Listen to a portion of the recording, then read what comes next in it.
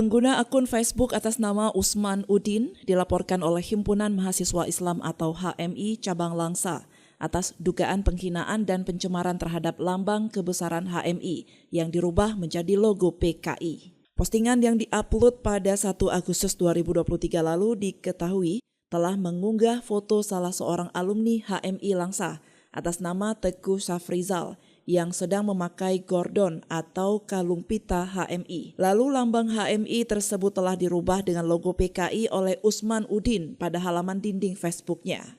Kuasa hukum HMI Kota Langsa, Hasan Basri mengatakan pihaknya sangat mengecam atas tindakan oknum-oknum yang mencederai lambang kebesaran HMI tersebut. Tujuan kita kemari adalah untuk membuat laporan kepada kepolisian terkait dengan adanya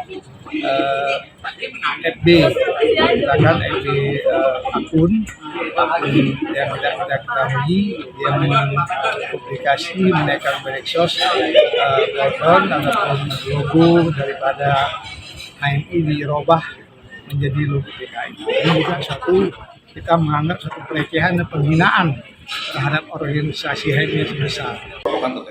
Sementara itu, Kapolres Langsa AKBP Muhammadun menyebutkan pihaknya akan berkoordinasi dengan Polda Aceh untuk mengungkap siapa dalang di balik akun tersebut. Terkait dengan postingan HMI yang diganti logo PKI tadi ya, dan sebenarnya mereka sudah ada laporan kemarin. Jadi tadi mereka menyampaikan bahwa sambil menanyakan juga sejauh mana perkembangan, dan kita juga sudah tidak lanjuti dengan mengirimkan postingan tersebut ke Polda, ke Krimsus Polda. Dari Langsa, Seli Novita melaporkan untuk Puja TV Aceh.